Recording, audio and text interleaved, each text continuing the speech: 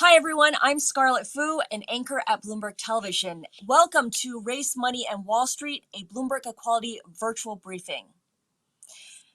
Now, the killing of George Floyd sparked global protests and renewed calls for racial equality. And of course, this is all taking place during a public health and economic crisis that has disproportionately hurt people of color. We now see business leaders taking stock of the situation. They're holding often uncomfortable conversations about race in the workplace, about the role that systemic racism plays in their own industry as well as beyond. And these same leaders are also taking a look at their own internal ranks, their own workforces, their senior leadership teams, their corporate boards, and asking whether they reflect the communities and the customers that they serve.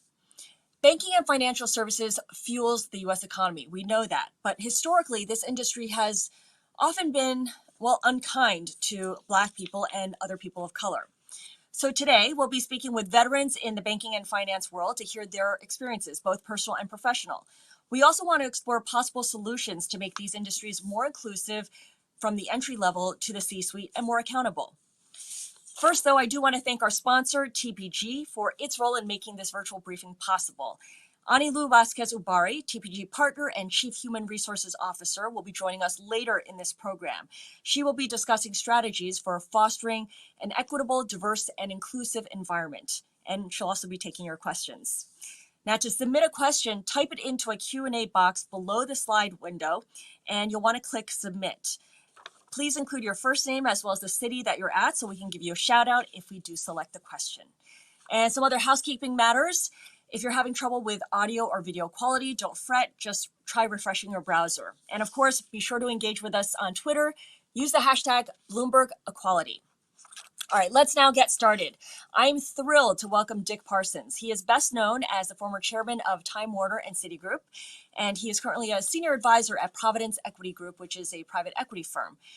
Dick, thank you so much for being with us, for taking the time to speak with us. There's a lot to get through, but I think I want to start off with the fact that you have long said that you are fundamentally an optimist when it comes to race in America. I wonder if that is still the case. If you could describe your state of mind right now and how it's changed since late May when George Floyd was killed.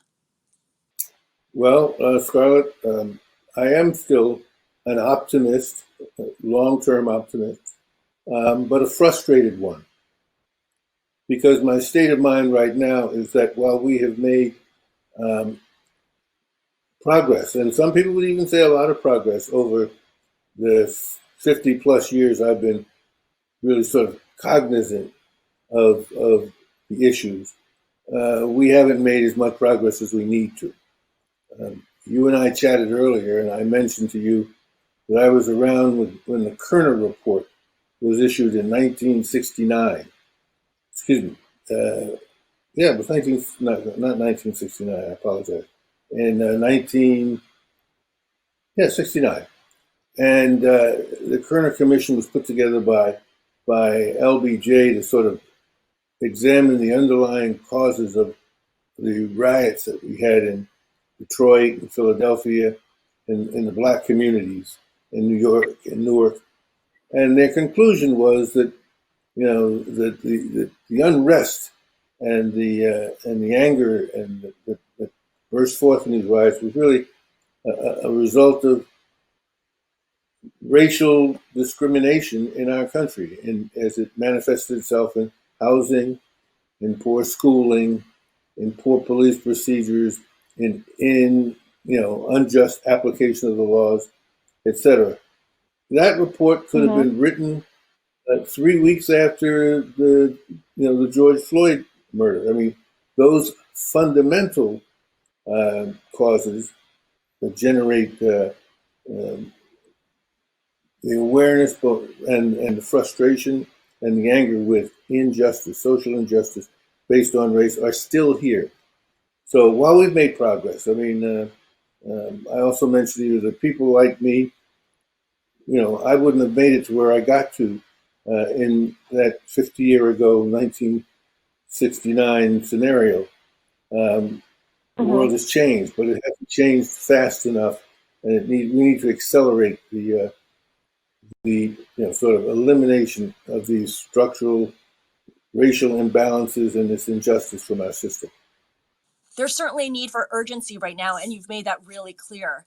Media mogul Byron Allen, who's very prominent in the African American community and the media world, told me that donations won't solve racial inequality. Yet, when you think about it, that is the first thing that companies always do. They throw money at social justice organizations. You've run several companies, you've headed up corporate boards. The guys in the corporate boardroom are your peers. Why is money always the default answer? Well, Byron is right that money itself is not going to solve this problem. Money is a facilitator. More fundamental change has to be effected to solve the problem. But the reason it is, it's the first, it's the default answer for most of the people in corporate America is because it's what they can do. And what they can do with relative ease is take some portion of their profits and effectively devote it to pre-existing organizations that purport to level the playing field. The corporate sector really is not equipped or organized to deal with some of the more fundamental issues like housing and education. The one thing they have at their disposal, and the one thing they turn to, and that gives them, the ability to say we care and we're doing something, is money, because that's essentially what corporations are organized to produce.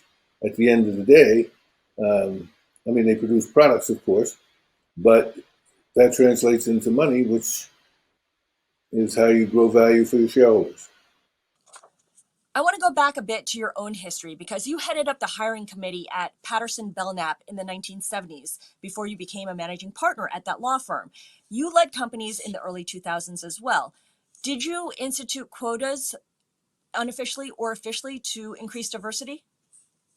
No, I did not. I'm not really a fan of quotas because I think to some extent it demeans, or at least it creates the perception that enables people to demean people who come in under a quota as if they were somehow not otherwise qualified. What I did do when I was at Patterson Belknap was I stretched the sort of institutions where we went to recruit for young talent. So instead of just recruiting at the Ivies and a few other classy law schools, we also recruited at some of the HBCU law schools like Howard University, and got minority candidates into the pipeline. When I was at Patterson, I was at Patterson. When I was at Time Warner, what we did was we required for all positions, vice president and above, that they have diverse slates. That is to say that at least when a hiring manager was looking at a pool of talent, that there would be some minority talent and diverse talent, underrepresented talent, call it what you will, in the pool of candidates that the hiring manager was evaluating. And that actually, and then I also brought in a young woman whose name was Debbie Langford. I mentioned her name because she did such a terrific job. I want the world to know it. And Debbie's job was to make sure that there were diverse candidates on every slate. She went out and found the folks and offered them up to the hiring people. And we had pretty good success there. In my 5 years and her 4.5 years with me, I think we placed over 100 diverse candidates in officer positions throughout the company, which was a very meaningful step forward based on what we had done in the past.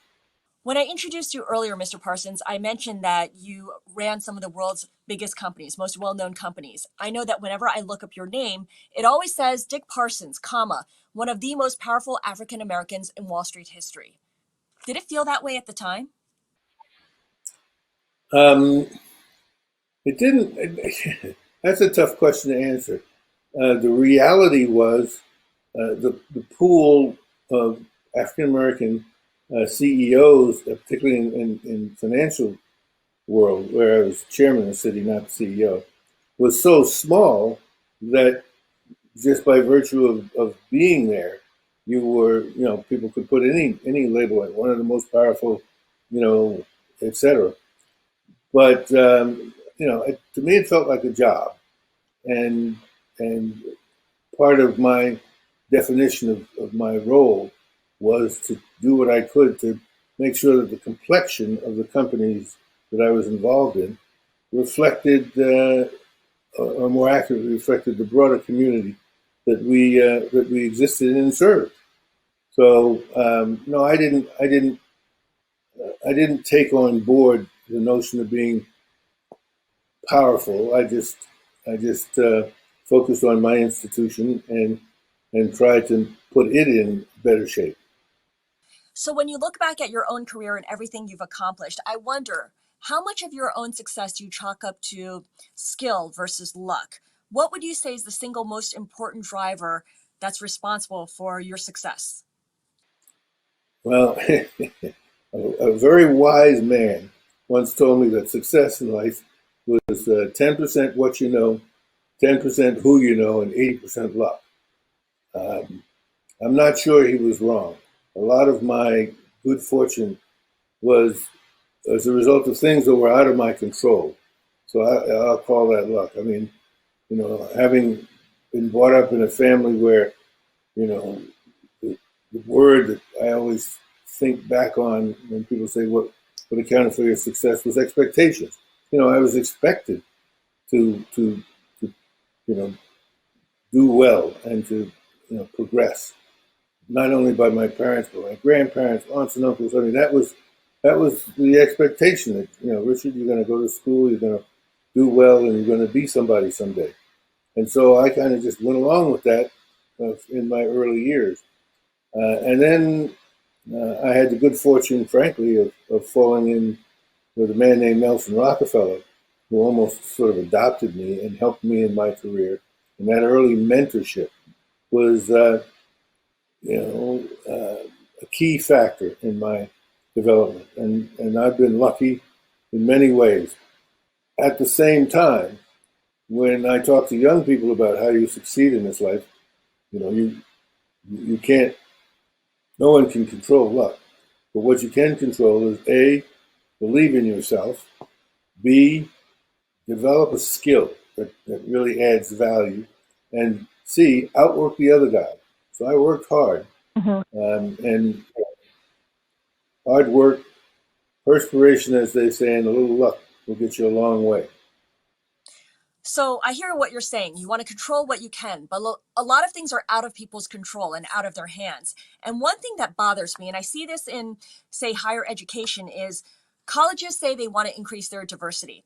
And one way they do that is by admitting foreign Black students. And these are often privileged kids from wealthy families, as opposed to kids from the inner cities or lower income communities across America. So what happens is the cities improve their metrics, they look better for it, but they haven't really addressed the fundamental problem of inequality. I wonder if that bothers you as well. And what does it tell us and what does it say about our diversity efforts? Well, I'll tell you what bothers me. What bothers me is that um, there is, I don't want to use it, it's an overused word today when people are talking about race and racial discrimination, but it has its place. There's a caste system. There are, if you look around, as I said, things have gotten much better. You find many, many, many more African Americans who've, achieved, senior status in corporate America or who are running their own businesses, etc. But they tend to be, among what W.E.B. Du Bois called the talented tenth. They, to some extent, like me, got the right both expectation and support early on in life, went to the right schools, and right kids, able to perform, and now it's paying off for them. But there's a whole cast of African Americans who almost live in a different culture, and we need to create pathways out for them that are the equivalent of the pathways out for other Americans, white Americans, who happen not to be in the talented tenth, but who are just, average citizens who can contribute to our society, and who we need to put into a contributing point of view. And I don't think we spend enough time focused on them. Not everybody is going to be, a sort of college graduate and go on to law school or medical school. Some people are going to just be able to, do good trades work and fill those jobs that need to be filled below the top levels, and that we're not reaching out to them is what bothers me. I think having international students is actually a good thing, but if it enables people to overlook that group of folks who are sort of from the inner city and stuck in a different cultural context, we're not getting after the problem the way we need to. In the end, leadership will ultimately determine what happens next and how we proceed. So at some point, President Trump will be president no more, whether that's later this year or in 2024. We'll get a president who will lead the country anew. What should a President Biden or President Pence do first to tackle racial inequality? Well, I think the first thing that needs to happen is that the president, as you say, this is a problem that requires leadership to solve. The president needs to embrace the problem, acknowledge the problem, and acknowledge that it's a problem for all Americans, and that what we all have to do is come together as opposed to try and beat the problem on a divide and conquer basis. So that I don't have the prescription for what laws need to be enacted or what programs need to be enacted. I do know that the next president has to be a unifier. This is not a problem that is going to be resolved with us, sort of hiving into two camps that snipe at each other. It's a problem that's going to be resolved by bringing the two camps together and saying this is a shared problem, and the solution has to find itself in a shared fashion. In other words, we have to come together to resolve it. So, short answer is, we need a healer and a unifier, so that we can then begin to have the conversations, which are going to be tough conversations, sort of national, that need to be had in order to get to the roots of this problem. Mr. Parsons, you mentioned the late 60s earlier. A lot of people call this a moment for racial justice, a moment of reckoning. You've seen this before. What do people who weren't around in the late 60s need to keep in mind about the current moment as they try to affect change? And I ask this because I wonder how you advise them. Do you manage their expectations, or do you tell them that now's the time to press for radical change? Well,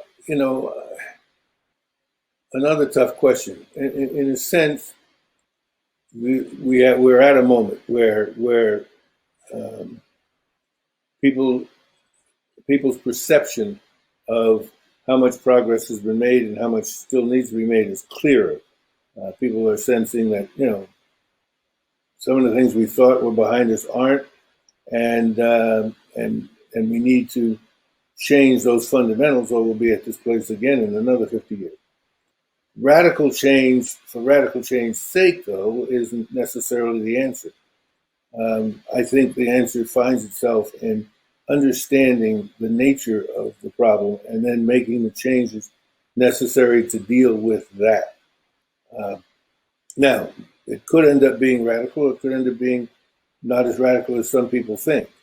But what I'm concerned about, I said earlier, I was a frustrated optimist, is having seen this, having been at this place before, and seeing that we thought we could deal with the problem essentially through sort of massive government programs that cost billions of dollars and that dealt with the obvious or the surface parts of the problem. I just hope we don't make that mistake again, that we think that we can buy our way out of the problem. It's going to require something more fundamental than money. And I hope that we don't let passion just overrun the field and start throwing money at things instead of taking a step back and saying, okay, what really are the root drivers of this, and how do we need to deal with those? Right. So you're talking about a thoughtful approach here. So as we try to tackle the structural problem here, is there any country or institution that serves as a model, a source of best practices that we can learn from? Well, I've been thinking about that, and in many respects, the United States is unique in the world in that it is it's a global melting pot. I mean, most other countries we can look at, Europe is beginning to experience some of the problems we have over here because of the immigration that they're receiving, particularly from the northern African countries and the Middle Eastern countries. But the United States has always been a country where the culture was a sort of admixture, a bouillabaisse of people from all over the place, and so there is no precise exemplar or model for us to look at and say, well, how did they do it? On the other hand, I would say that if you were to say, all right, but is there someone or some country where they've managed to deal with what seemed intractable problems in the most unusual way? I'd say South Africa and under Nelson Mandela. That there was a country I thought could not help but explode at some point in time because, I didn't see those who were a part of the apartheid governments giving up power easily and accommodating the black majority, and I didn't see the black majority waiting forever and being in a negotiating mood to ultimately take his rightful place. But Mandela and his unique form of leadership managed to find a solution that was short of violence and that was,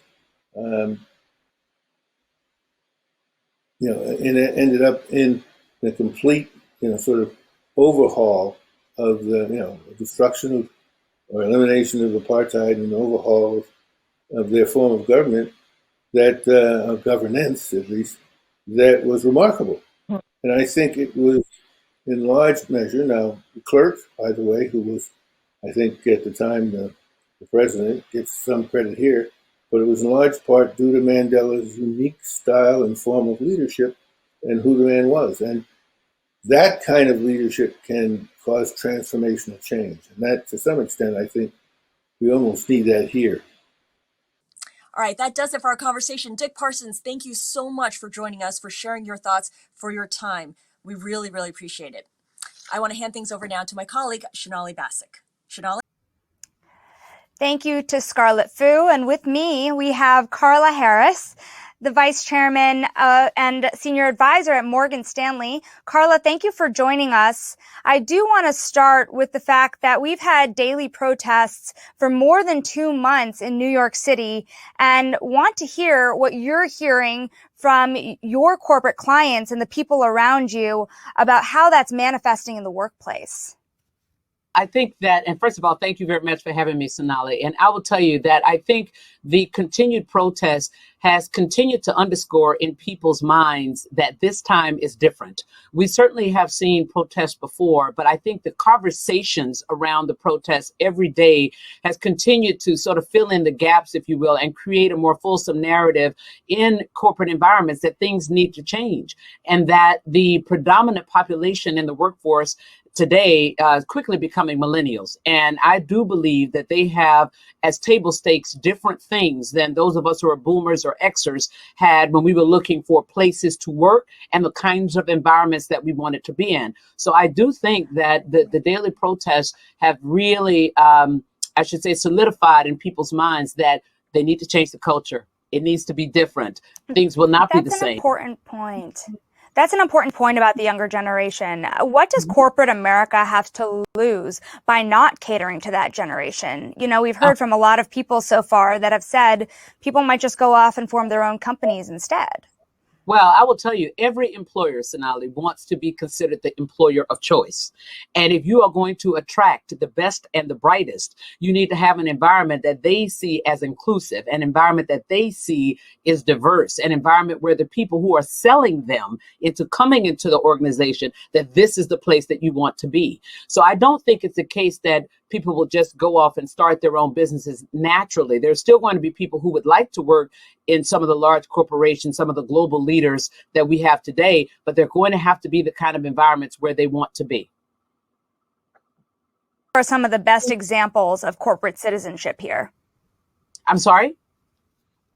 What are some of the best examples you've seen about corporations stepping up and doing more in terms of diversity? Are there certain actions you've seen people take that have made the most sense and can be replicated? Sure. I think where possible, people have been very visible with respect to the promotions of women and people of color, making sure that they have people of color and women in their leadership ranks. They're moved quickly to make sure they can get that done. They've made statements about who they are. They have made sure that people are familiar with their corporate values, and they've been very explicit about their corporate values. You've seen major brands actually come out with more diverse commercials than you've ever seen before. So I think companies are trying in every way they can to articulate that we are not the worst of what you've seen. We're the best of what's going to come. And where we haven't been, we are going to go forward, and we're going to commit in this way. So I think you've seen lots of companies come out and do that and be very vocal about it. Something you and I have spoken about before was how diversity efforts have often been a bull market phenomenon. And that's in your words. We're in a tough economic environment now. Are you concerned about the risk that some of these efforts start to fall behind as the economy is in a prolonged recessionary period? Mm-hmm. That's a great question. And I do think that we are in a perfect storm in a way that we haven't been before, Sonali. We've had a bad economic environment and we've had social unrest. But a bad economic environment plus social unrest plus a healthcare pandemic, I think has actually created a perfect storm where there is so much chaos. And as you know, one of my other favorite sayings is that chaos breeds opportunity. And I think smart people are taking advantage of this time to make the cultural change and the innovation that they needed to have done before. But again, life was good. So if it ain't broke, don't fix it. But now it's all broken. So it's created an opportunity for a lot to be fixed. And while we move forward here, of course, corporations are going to hit some growing pains. What have some of those growing pains been? When you talk to the clients around you, what are some of the hiccups they're having as they're trying to move forward their diversity initiatives, and how are they overcoming those challenges? Well, I think it's interesting. Part of it is mindset. As I talk to some companies, when you start off with the mindset that it's going to be difficult, it's going to take a long time, this is really hard, well, you've already created a barrier for moving quickly. So the companies that are moving quickly are quickly assembling millennials and people of color and women at the table to say, okay, let's have it straight, no chaser. What are some of the issues? Now let's get all the issues down on a piece of paper. Now let's start thinking about what we can attack in the short term, because obviously to show short-term points on the board, people start to believe that you really are going to change. What are some of the things that might take a little bit longer because we don't have the right people internally? We will have to recruit them. And in order to recruit them and make sure they're successful, we got to make sure the environment that they're walking into is going to be one that will support their success. So I think that's sort of the prescription, if you will. But the stumbling block is the mentality that it's going to be difficult and it's going to be hard. And if you believe that, then you won't have a lot of progress. So what's with the inertia, do you think? Why isn't it that more companies, and I know some of them have, Morgan Stanley is one of the companies that did promote women and people of color immediately in the midst of this crisis. But what is the inertia, you think, in corporate America from people to turn around and just simply do it, simply put more people of color on their boards, in their management, in their managements? Well, I think part of it is the inertia that I just talked about.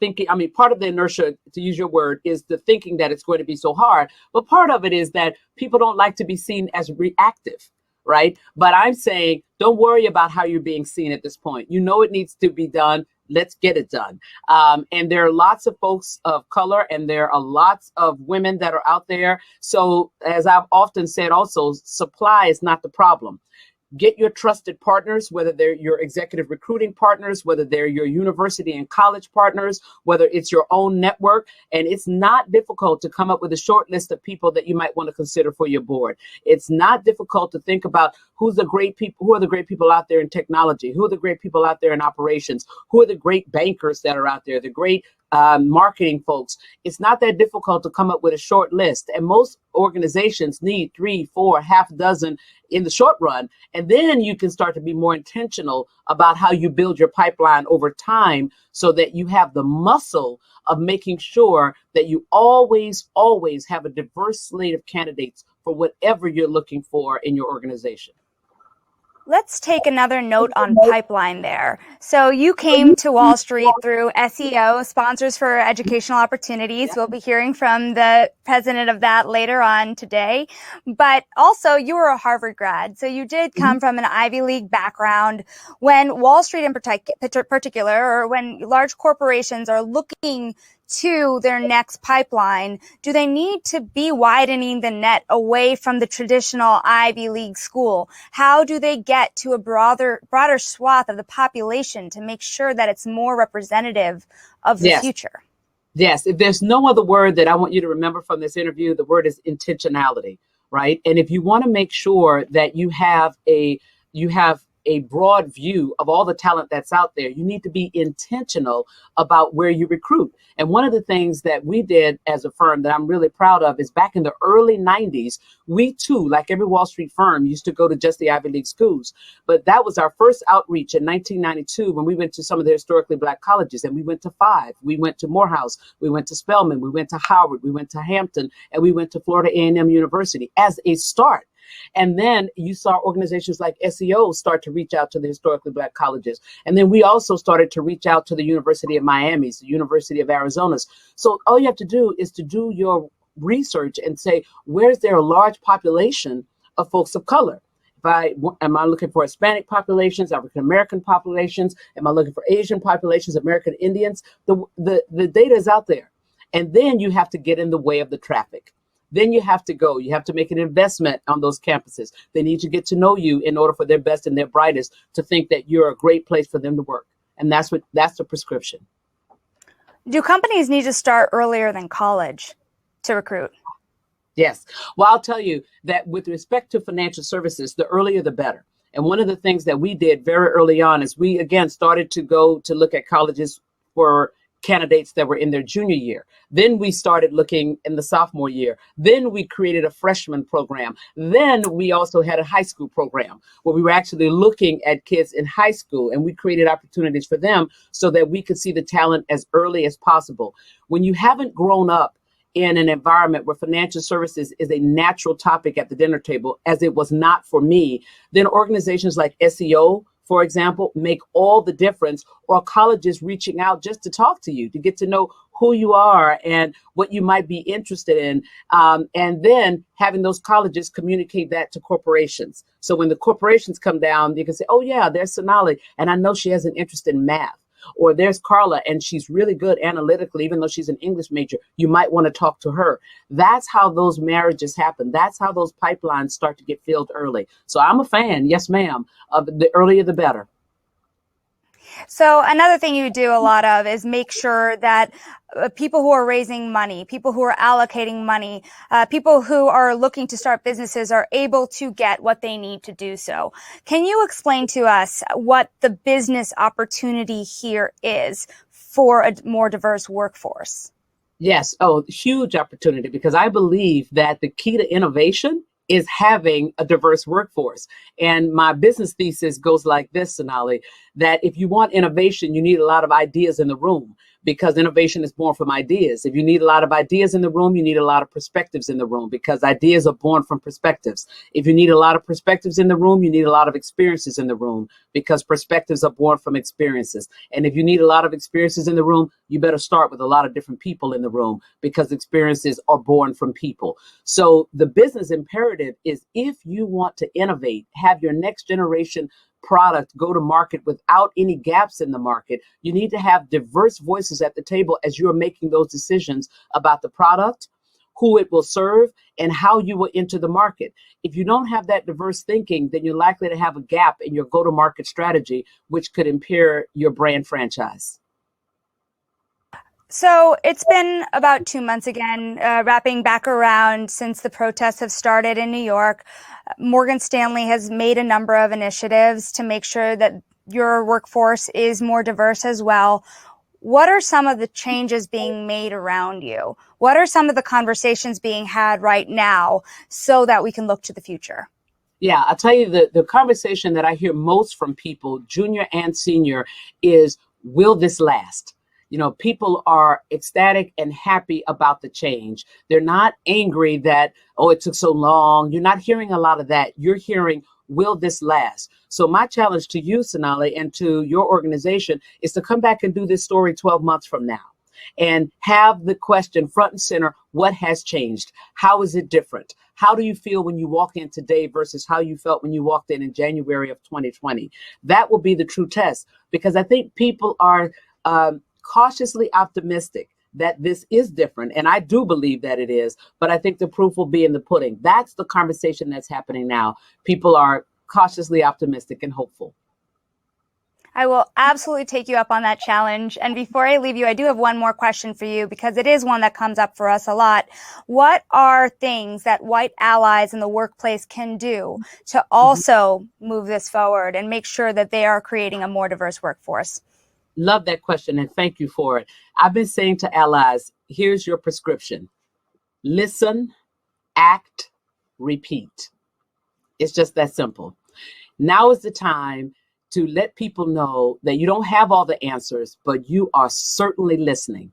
And when someone says to you, you don't understand, you don't really understand even what white privilege is, say, maybe I don't, but I am all ears. I need you to help me. Tell me what that looks like. Tell me what I may be doing wrong. I don't say X or Y because I'm afraid of having a verbal foot fault, but I need some help. And in this question, Sonali, and the answer that I'm giving you, what you have done is, even though you may think you have nothing in common with that person that's asking you that question, or nothing in common with that person that you're trying to have that dialogue with, the one thing you do have in common is that you're humans, and humans have a need to be needed. So when you say, help me, I don't understand, or help me, I need to know the right thing to say or how to approach the situation, there's no way that person on the other side of the conversation is going to turn you down, because you've now tapped into the one thing you have in common as humans, and they will help you. But you must listen, then act, and then do it again. Carla, thank you so much for joining us. We hope to have this conversation again very soon. Tossing this over to my dear colleague, Jason Kelly, who will bring you our next guest. Thanks, Sonali. Sonali, thank you so much. Well, let's move next to a conversation that is at the core of this subject: race, money, and Wall Street. Two perfect individuals to take this on and really help us unpack it, how we got here, where we are, and where we move from here. Henry Kravis is the co-CEO, the co-founder, the co-chairman of KKR, one of the world's best known, longest standing private equity firms, of course, a legend in the investing world. He's also the chairman of SEO. That's a group we're going to hear a lot more about that is taking on this very challenge we're talking about. And also, we're joined by William Goodloe. He is the CEO of SEO, and we're delighted to have him with us as well. He is on the front lines of this, has done some incredibly important work alongside Henry and many others across Wall Street and corporate America. Henry, I want to start with you and start where we are now and how we got here. there is a sense of urgency around fixing racial inequality, especially on Wall Street, but it's taken a long time and it hasn't been a focus to date. Why? Well, thank you, Jason, for having me be part of your program. This is such an important topic. I've taken it on personally at KKR for a long time. This isn't something that just started because of the tragic death of George Floyd.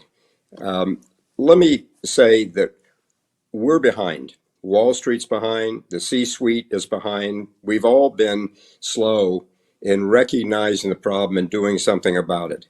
I really believe that maybe now, for a change, we have the opportunity to make a big difference. There's no question the numbers are bleak. You can look anywhere. There's no way that the corporations and Wall Street firms have not hired the diverse candidates equal to or in excess of the percentage of the Black population in America. That's 13%. None of us have that. But we have a long way to go, and I really believe that we will. But let me just say, it starts at the top. If the CEO of any company, whether it be Wall Street or C-suite, has made a decision that they're going to make a change, and they really are going to now make a difference, it will happen. We all have to overcome, in my view, the unconscious biasness that exists everywhere. You know, if you think about what we all go through every day, the slight injustices that minorities face every day is incredible. These slight injustices, white executives don't face. And so we've got to be patient. We've got to make a decision that we're going to change this. And it starts maybe not only with the CEO, but it starts with boards of directors. So if the board of directors is a diverse board of directors for any company, you'll start to have a change. Let me give you an example. Okay, at KKR, we made a decision about 2 years ago that we were going to change the makeup of the boards of all the companies that we controlled. And we had a goal to get to over 100 diverse board members in our portfolio companies. And I'm happy to say we got there. So now what we have to do, we've got to increase the hiring. It's not just the hiring, but it's the training. It's being patient and working with diverse candidates that come in. So we have a long way to go, but if you make up your mind that you can do it, you'll do it. You'll get it done. So let's talk about getting it done. And William Goodloe, you are the CEO of SEO. And for anyone who's been paying attention to Bloomberg this week, the cover story of Bloomberg Markets featured an incredibly powerful series of conversations. And as I talk to people about those conversations, there are a number of alumni of your organization there, William, talking about their experiences, talking about them in a very honest way. Help us understand what SEO does, especially when it comes to changing the face of Wall Street. I'm happy to, Jason, and thank you for having me and for hosting this very important event. You know, it goes back to SEO's founding in 1963, founded with a mission to create a more equitable society, and that's at every level, including the highest economic levels of society, because we know that talent is widely distributed and yet it's unevenly developed. And if there's one takeaway we hope your audience takes, is that SEO is in the talent development business. And we've been doing it for 57 years. Unfortunately, the murder of George Floyd brought more attention to some of the inequities in society, and we needed the protests to bring that attention to it. But the real change will come when we change the systems and the structures, and that's what SEO has been doing. Each year, we serve over 4,000 young people, overwhelmingly Black and Latinx, and we address systemic inequities through 4 different programs. SEO's founding program, the Scholars Program, serves high school and college students, 2,000 from New York City public schools alone. From grades 9 through 12, students attend several hundred hours of intense SEO academic classes while still attending their public schools. By 12th grade, students are truly academically prepared for college level work. But SEO doesn't stop there.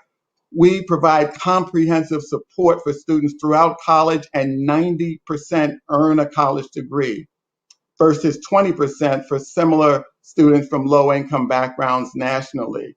And there, in this way, we're helping to break the cycle of poverty. We target students who will be the first generation in their family to graduate from college because we know a college degree is the most reliable way to break that cycle. Now I'll move to our professional programs, which are national in nature and include our Wall Street program, targeting a different population. Each year we recruit, we train, we coach over 2,000 promising Black and Latinx college students and recent graduates for entry-level jobs at investment banks, at law firms, private equity firms, other top companies. And over the past 40 years, SEO has prepared more than 10,000 young people of color for coveted industries, and they've launched successful careers. Over 80% of our eligible interns, our fellows, receive full-time job offers. And as you noted, significant numbers of alums are now in senior roles, and many are leading their own companies or firms. It's well documented that diverse teams are more innovative, more insightful, and produce better results. So we've been very proud to partner with some world-class companies. As Henry notes, there's a lot more work to do, but we're encouraged by the receptivity, especially in the alternatives investment sector. And now we're developing a program to work with alternative investments and their portfolio companies. But ultimately, I'll just add one last thing. By helping folks get started in Wall Street and these other coveted areas, we're providing access to capital, to wealth creation, giving them a voice in institutional decision making. As Henry noted, on boards, we know that the more diverse these decision making groups are, the better decisions and the more equitable the policies and the systems will be. So I'm glad you brought up that program as it relates to alternative investments. And Henry, I want you to talk a little bit more about that, because you know better than I do that if Wall Street has had a challenge, to say the least, with being overwhelmingly white, it feels like private equity has had an extreme version of that in many ways. Is there something about private equity that makes it so? And how do you go about fixing it in the near term? Well, look back. I've said for years that any company, and we certainly feel this very strongly at KKR, that you need diversity of ethnicity, gender, and thought. And if you don't have that, I don't think you're a well-rounded firm. I don't think you can be a great investment firm unless you bring all of those experiences and backgrounds to bear. So it used to be years ago that the private equity industry did a very poor job on hiring women. And I used to hear all the time, oh, you can't find them, can't find them. Well, funny thing, when all of us started looking and made an effort and said, as we said at KKR, don't bring anybody up unless you have women in the mix as a possible candidate. Well, we started hiring a lot of women, and we have a good balance today. Can we do better? Of course, we can always do better. Well, now the same thing is true on diverse candidates, and we're saying the same thing. Now, as William talked about, the 2 programs, we actually have the 3 programs. 1 is the Scholars, 2 is the Career, and 3 is the Alternative Investment Program. Now, William came to KKR and asked, would we be a founder of the alternative investment program. And actually, that's how I got involved with SEO. I didn't know about it before, didn't know anything about what the involvement was there. And then I found out that at KKR, we had about 8 or 9 graduates from the career program that were at KKR at the time. And now we have 3 partners that are SEO graduates, including Joe Bay, who is the co-COO and co-president at KKR. So when we started focusing on it, I said, wow, this is an unbelievable program. And that's how actually I got involved, was through the alternative investment program. And one thing led to another. And I saw what an opportunity this was and how I thought I could make a difference in SEO and really take it to the next level there. And it was something that I'm passionate about. And I have done these types of not-for-profits for a long time in my career. So what we did was we went out and started with TPG, KKR, and then we brought on a few more firms. And today we have over 30 different private equity firms that have heard the clarion call, which is we've got to hire diverse candidates. And we put on a conference once a year at SEO on alternative investments, and we'll have 600 or 700 minorities show up to this. And this is all the way from private equity firms to hedge funds to pension funds and other investors. And so it was an eye-opener for me as I sat up on stage one day and I watched the number of minorities in the audience, and I said, nobody should ever tell us again that we can't find talent. It's unevenly distributed, as William said, and that's absolutely true. But the alternative investment program, and now what we're seeing, which is fantastic, and it's the right thing to do, a number of the private equity firms are approaching SEO and saying, how can we have a partnership with you? How can you help us hire more diverse candidates, more executives, and how are you going to go about that? And so I'm glad that they're now, all of us have opened our eyes and said, we need to make a change. And we are. So, William, Henry rightly mentioned that this has to come from the CEO level, and you and Henry together and the team, interact with an increasingly large number, as Henry just described, that the expansion of the alternative investment. I do wonder whether there is also pressure, as we've seen on other socially important issues and culturally important issues, from the bottom, as it were, from the entry level.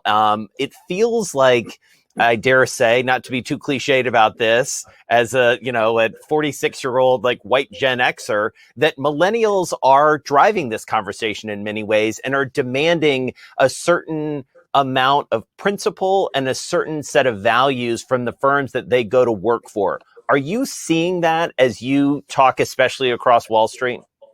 You're absolutely right, Jason.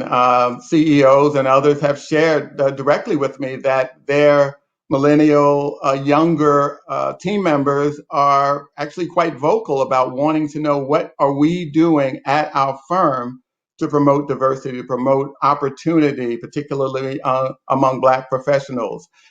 So there's LP interest on the part of pension plans and other investors. And the CEOs themselves recognize that the more diverse the team is, the better results that will be generated. So I think it's one of these perfect storms, not the best analogy, but that's generating the interest. And I'll just add, the impact that Henry has had has been phenomenal on SEO. When he joined and became chairman of the board in 2014, our annual budget was about $9 million, and we had 2 partners in our alternative investments program. Our budget today is about $30 million, and we have 35 partners in our alternative investments program. So it's been a spike and a tremendous spike in interest, but the talent is there. And SEO's mantra is helping young people meet the existing standards. We're not talking about changing the standards. We reverse engineer our training, our preparation and coaching so that our young people are competitive candidates by the time recruiting kicks off. In the case of alternative investments, 94% of alternative investment fellows from SEO have secured full-time buy-side roles in the sector. So the talents there, our partners help us understand, and it's no different from sports.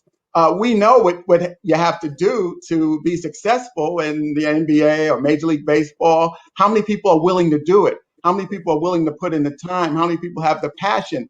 There are plenty of people who have that passion, who want to put in the time. They just don't know. They just haven't seen behind the curtain and don't know exactly what it takes. So we help them understand where the bar is, and then we help them prepare to get to the finish line. You know, Henry, I want to ask you about the conversations that you have with other CEOs, both CEOs of companies who are controlled by or invested in by KKR. They are legion. They are around the world. I also know enough about you to know that you talk to CEOs across all industries, your peers. I do wonder, what are the tangible things that they are talking about as this has risen on the priority list? Is more transparency required? What are the sorts of things that companies feel and should feel they need to do to demonstrate this commitment? Well, you're right. I do speak to a lot of CEOs on this issue, and because it's critical. I'm trying to learn. I'm trying to learn from them. I'm trying to figure out what are the best things that I'm hearing out there. And if you think about CEOs, what they'll tell me are the number of slight injustices that their Black employees suffer every single day and every week. And I just started thinking about, wow, that's a hurdle you got to get over. And so what we've done at KKR, a couple of things. Number one, in about 2015, we started an Inclusion and Diversity Council to focus on where we were coming up short, how we can improve. Secondly, we started a series of unconscious bias training, brought in psychologists to help us who were experts in this area to train our people. And whether people want to admit it or not, there is unconscious biasness. So we did that. We hired a diversity and inclusion leader to help us. And so what I'm hearing from other CEOs is they're doing some of that. They're going even a step further. Say members of the Business Council, and Ken Frazier from Merck is leading this effort. And he's phenomenal what he's doing. He's encouraging the members of the Business Council to make a commitment, both financial and commitment to hire so many employees of color over the next 10 years. And those numbers are very big. And I'm absolutely in favor of that. And if you get enough critical mass to do that, and it comes from the top in every company, as I said, then you can make a big difference. Now, there's a number of things that have to be done. Don't just check the box and say, okay, I've hired them and that's it, they're on their own. Because many times they won't succeed. And I think back about SEO and why we have been as successful as we have in our scholars and in our career program is because the staff at SEO, which is nothing short of phenomenal, spends the time and makes sure that all of these students are prepared.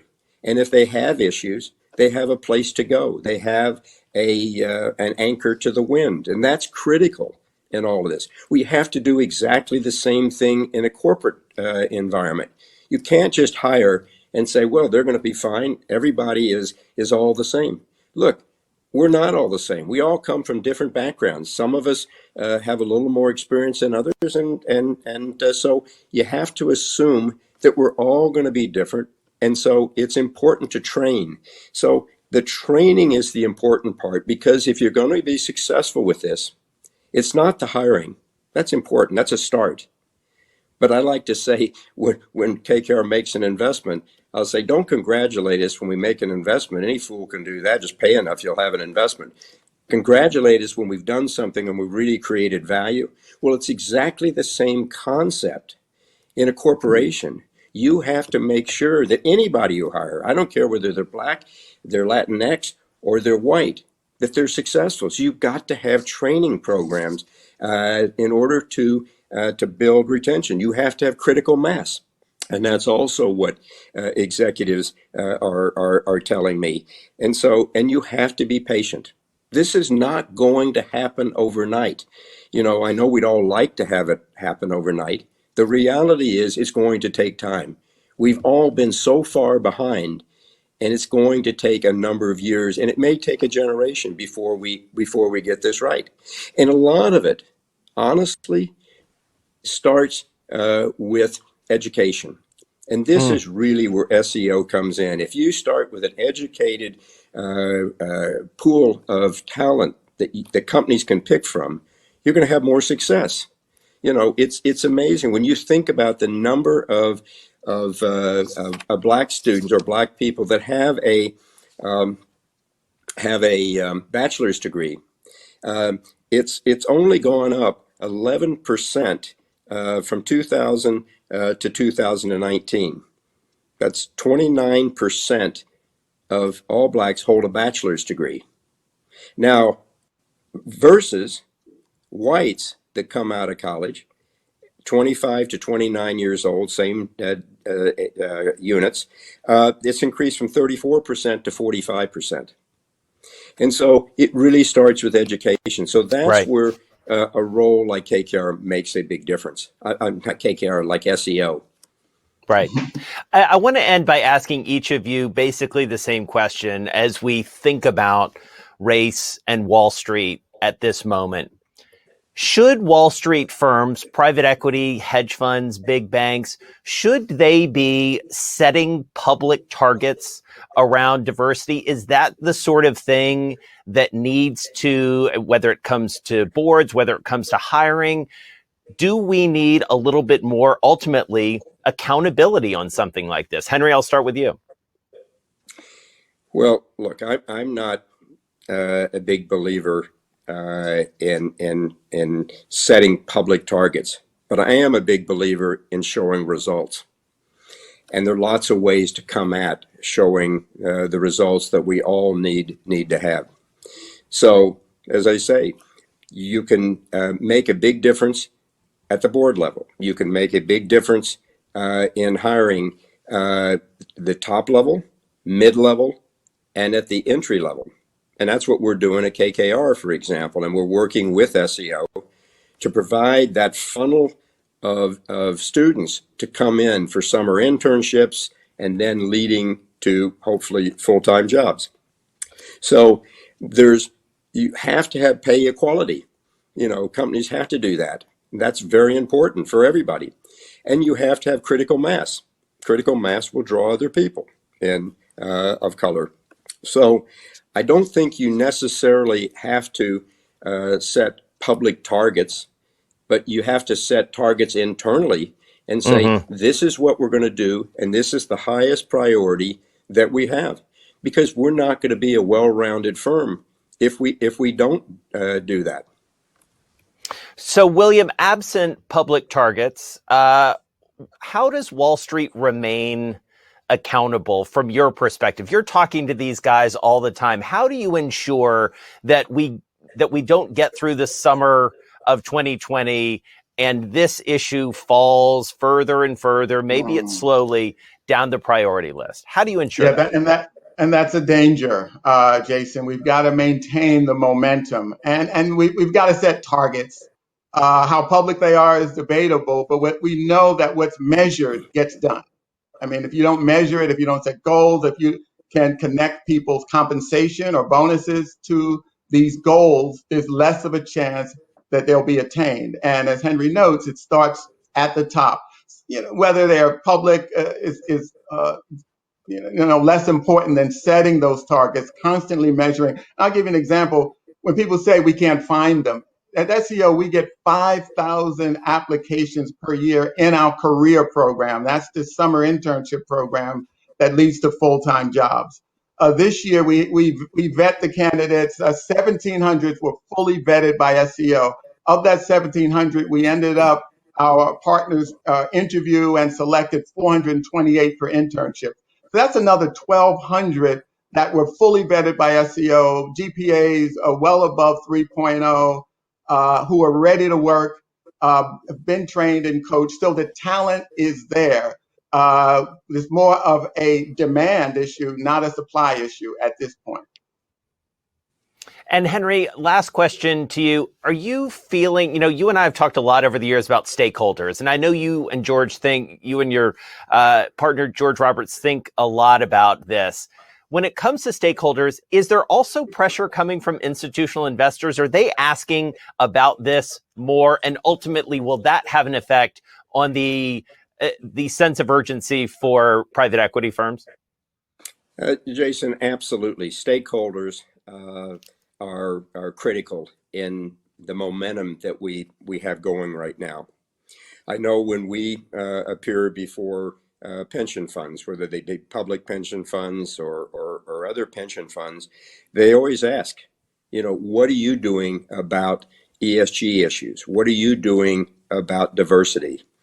And if you don't have a good answer for that, there's a chance you're not going to get much money from them, because this has become a very important issue for all of the pension funds, and rightly so, just as ESG became a very important issue. And now, like at KKR, it's embedded in everything we do.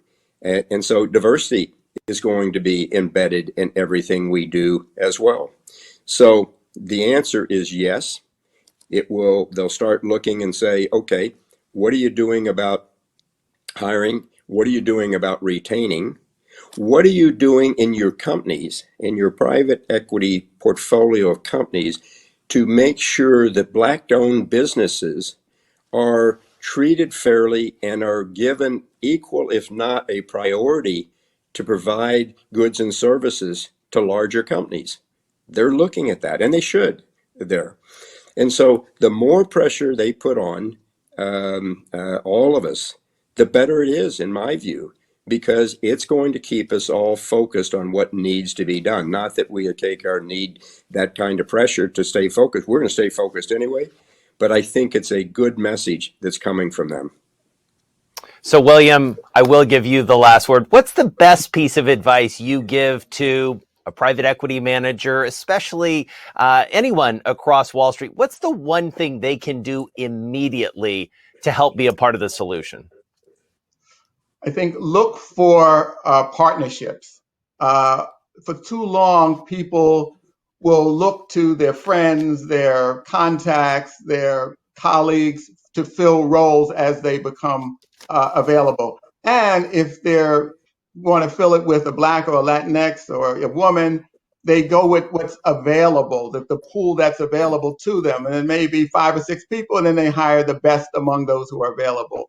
And if it doesn't work out, they say, see, we tried, it's just not working out.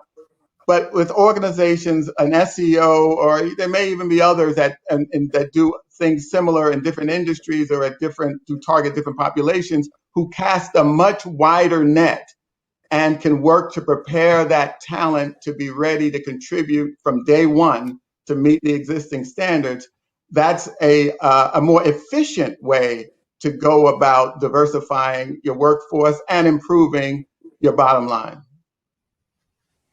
Henry, what's the best advice you've given to your peers?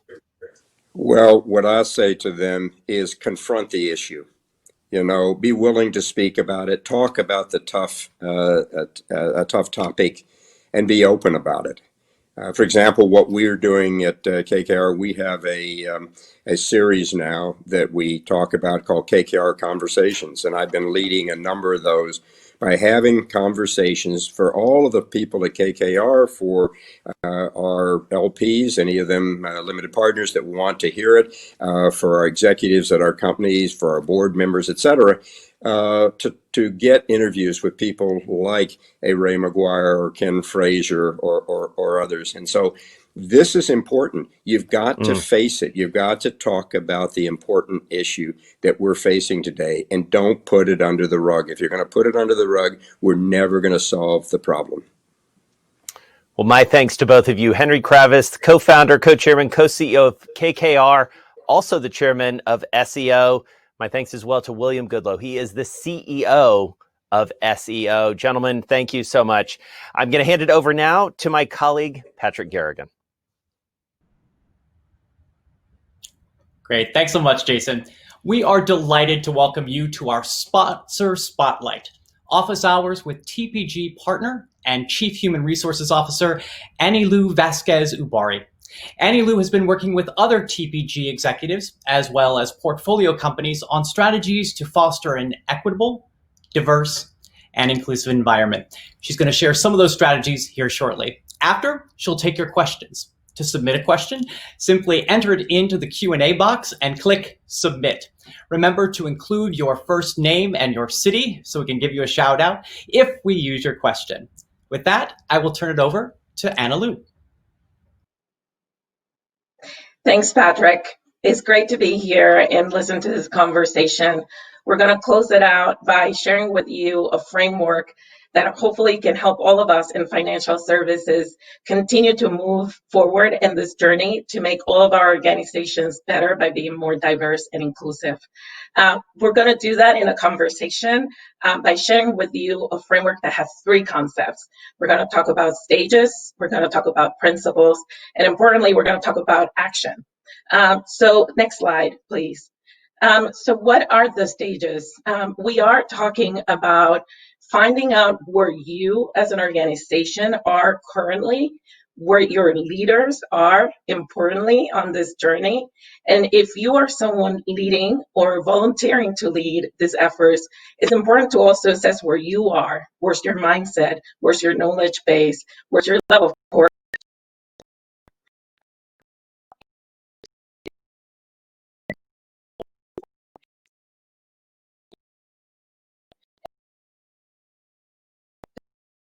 There, the key you have to do to keep moving forward. But it's also important to identify areas where you can accelerate the effort. And in order to do that, you should enlist leaders and allies that are going to be brave and that are going to be willing to break with the status quo and help you move forward. Very importantly, though, this has to be long lasting and this has to be sustainable. So to get to a stage where we're going to transform our organizations and our industry, we have to play the long game. And that requires us to look at structural changes, things that all of us in our organizations have been doing for a very long time. And it's time now to think differently and to challenge our mindset around it. So if we go to the next slide, if you think about principles, as you go through this journey, we all know that there's so much to keep in mind and the effort seems so wide. But there are some principles that you can keep in mind to keep you focused, disciplined, and to help others in the effort also know what is important in this goal. So everyone has been talking today about having open conversations, and I think that that's extremely important. If you haven't done that, there's still an opportunity. People are really wanting to talk. Don't make assumptions about who should be included in that conversation. Even if people don't have the knowledge, what you should do is drive learning, foster that learning for them, and make sure that they're accountable for it. You also want to ensure that it's long lasting, as we talked about, and that you're seeking to move to action and also to commitment. We want to be a year from now really showing the results of the last 2 months and the next 10 months, not really regretting that we didn't move fast enough. To do that, you have to empower your employees because you're not going to be able to do this just on your own. And you have to reward courage. There are things that are going to be said There are going to be gaps, and people need to feel in your organization that it's okay for them to point that out, to give you feedback, and that you'll listen and react to it in a good way. So reward the courage of your employees. You want truth tellers around you. You have to refresh your strategy, and we're going to do a deeper dive on that to close out. But it doesn't matter if you feel good today about what you've done. This is such a great opportunity for you to include new ideas and really that thing that you really wanted to do, but maybe you didn't have the support. Today is the day for you to push forward with it. You have to have goals, and you have to have an action plan, and it has to be not for 2 months, for 3 months. You have to go a year out, and then what's going to be the second stage after that. And also, don't just get stuck in the hiring. Focus on retention. It is important for people to understand that we need to retain and promote and pay diverse talent if they're going to choose your organization to stay at. I think something that is very important is that you need to be authentic. You as a leader need to be authentic. The message that your organization puts out to your employees, to your stakeholders, has to resonate with what you do. Otherwise, it has to be aligned with your values.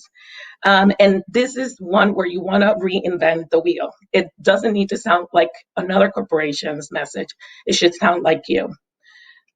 You should definitely keep your promise.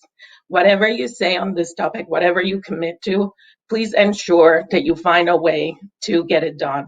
If it's delayed, be transparent about the fact that it's delayed and why that is. If you need help, please do ask for help, but definitely keep your promise.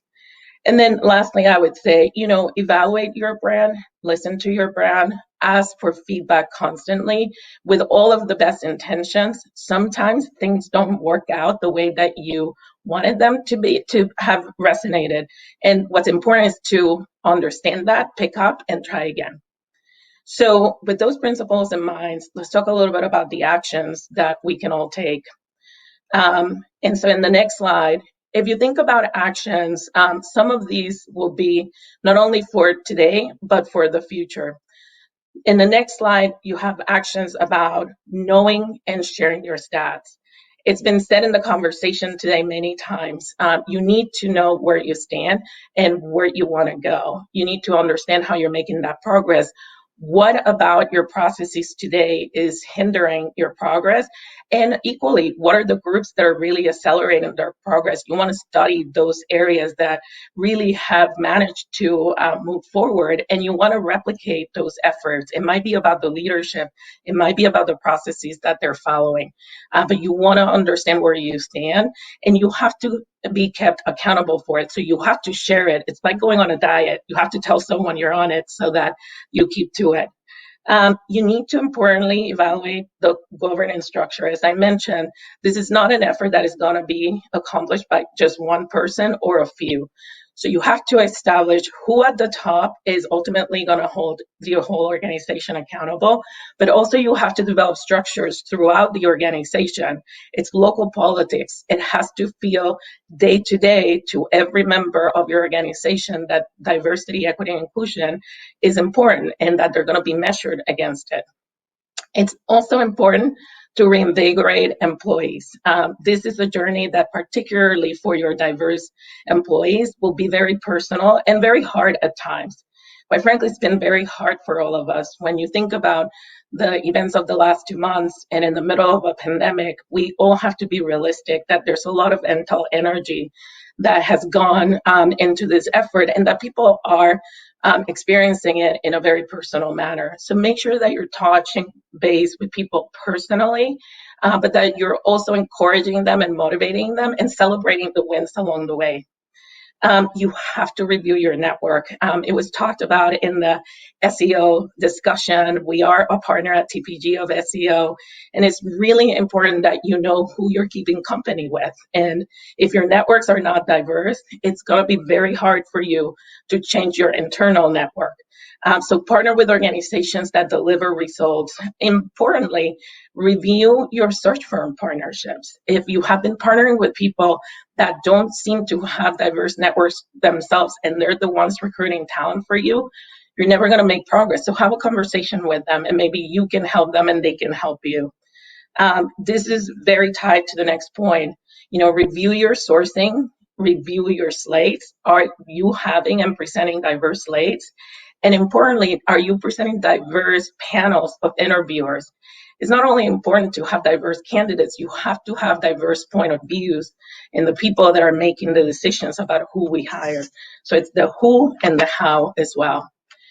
Review your feedback and your talent processes, all of them, and really search out for whether there is bias, whether there are opportunities for people to really not look broadly. Is it too accelerated?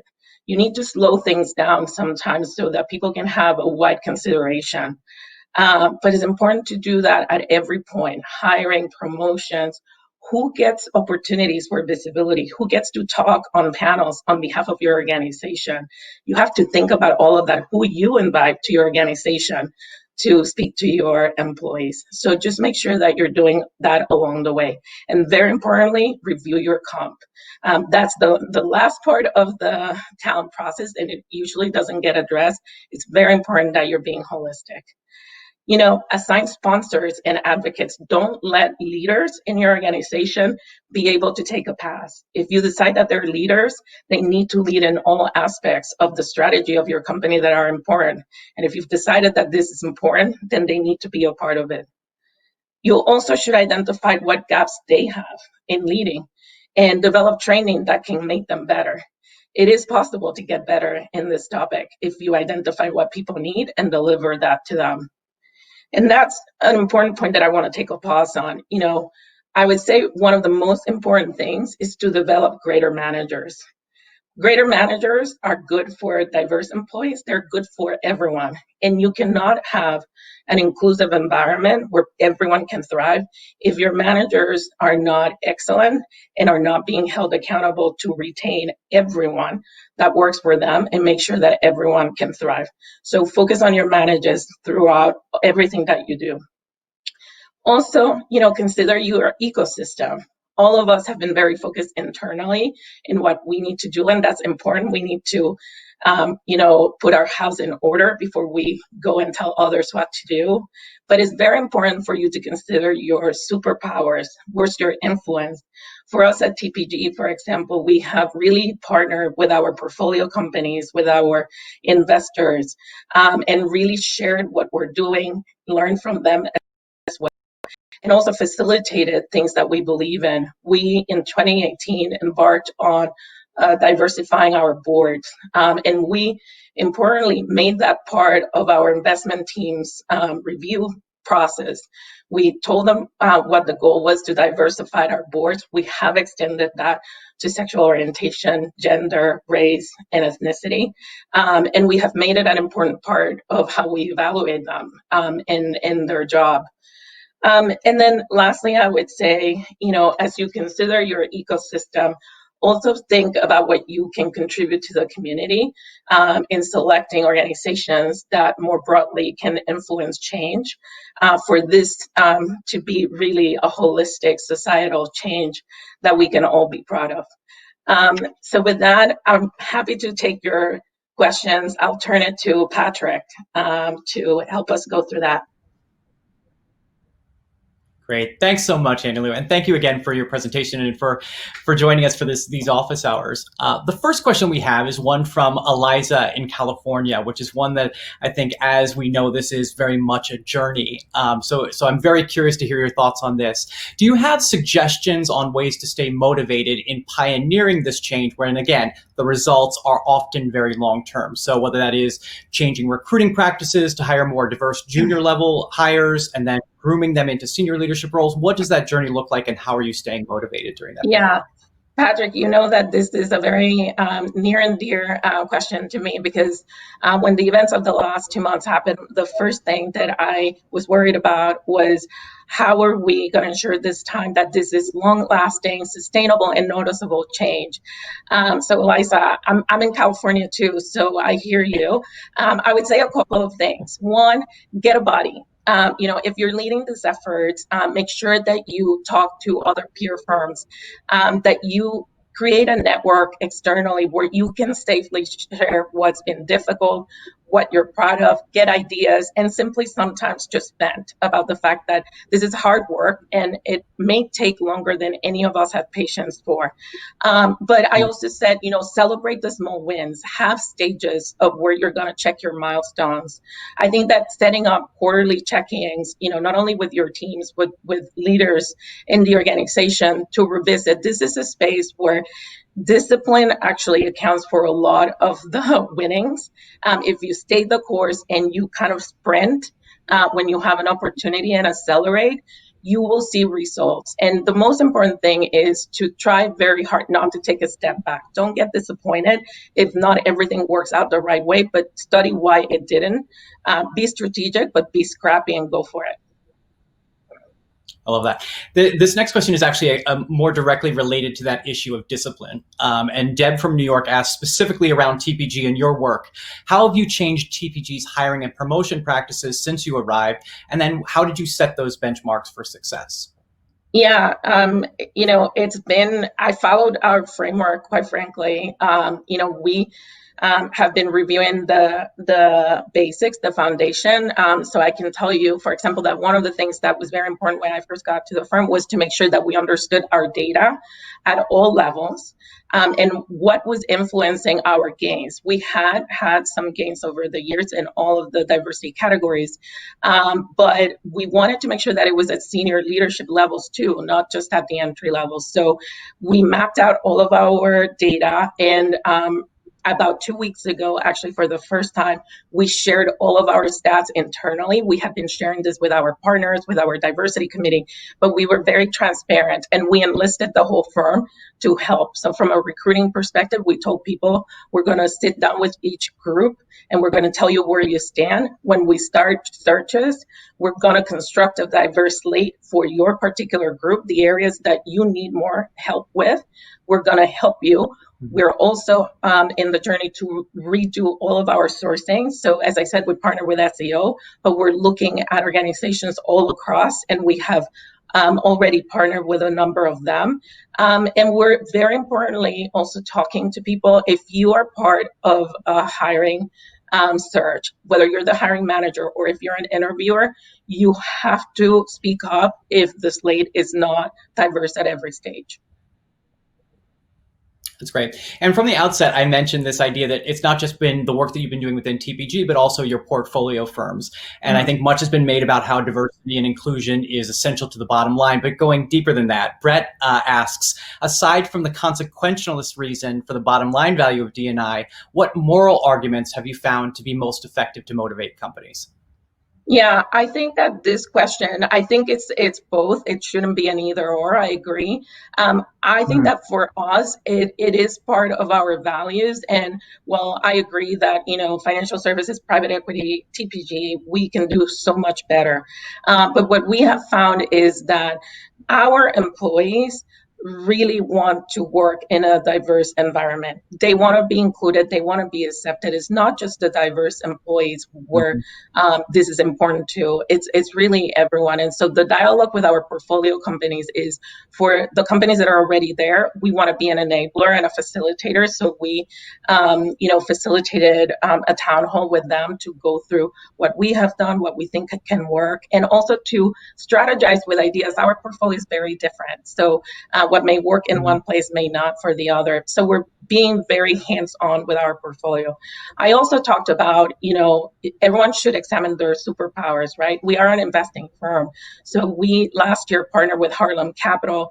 They're diverse managers, and we made an investment in them, in their company, and we're very proud of it. Importantly, we set up a council for them inside the firm to help them if they have, an investment in a particular area in a sector, and they have access to the TPG network.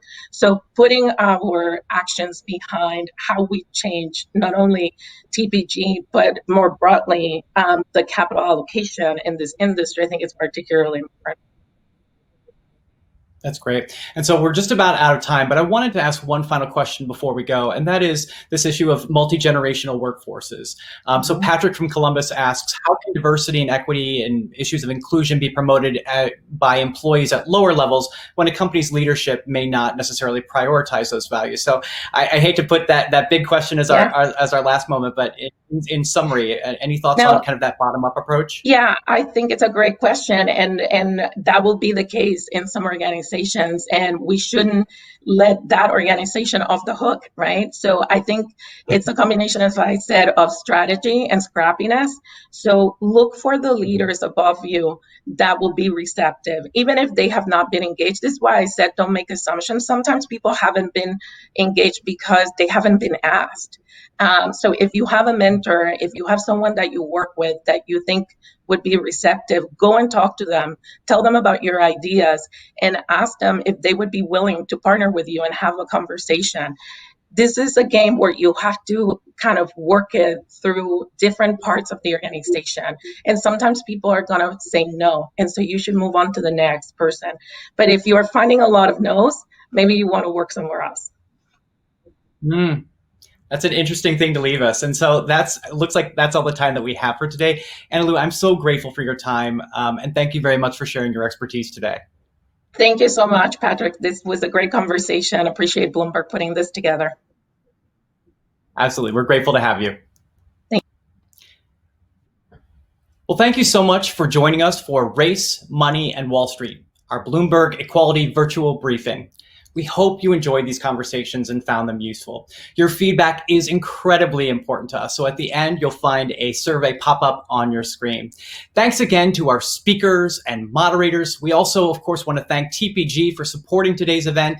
And thank you to you for your incredible questions and for being such an engaged audience. For ongoing equality coverage and other stories, please go to Bloomberg.com and follow us on Twitter using the handle @BloombergLive and Bloomberg News @Business. Thank you. And wherever you're joining us from, have a great rest of your day.